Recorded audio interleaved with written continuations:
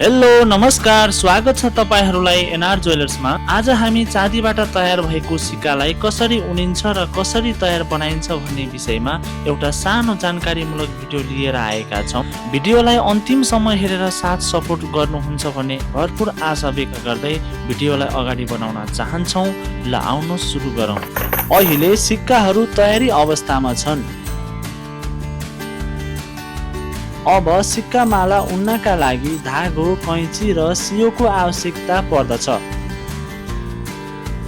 सर्वप्रथम त कति लामो लगाउने हो सो अनुसार धागो मिलाउनु पर्दछ। अब धागोलाई कुनै अड्याउने ठाउँमा टाङ्नु पर्दछ जसले सिक्का उन्नमा सहजता प्रदान गर्दछ। अब सियोको मद्दतद्वारा सिक्काहरूलाई एकैपल्ट धागोमा सार्नु पर्दछ।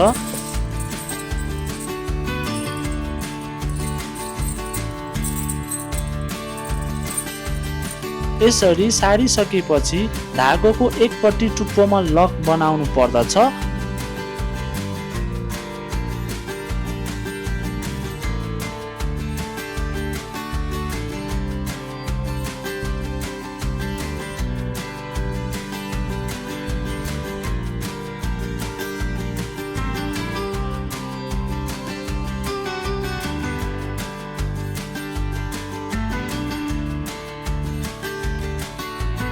एउटा एउटा सिक्का राख्दै लक बनाउँदै अघि बढ्नु पर्दछ।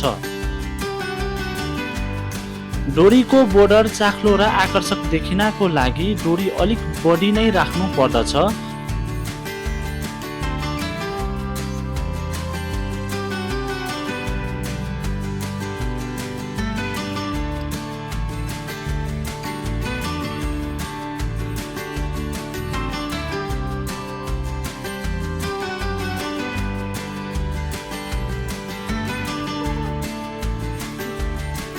अब लगभग सिक्का माला तयारी अवस्थामा आइसक्यो।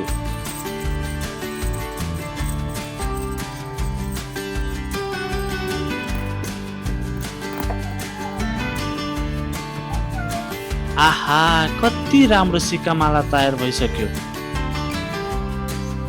तपाईहरु पनि यस्तै सिक्का माला बनाउने योजनामा हुनुहुन्छ भने कृपया एनआर ज्वेलर्सलाई सम्झनु हुन हार्दिक अनुरोध गर्दछौं।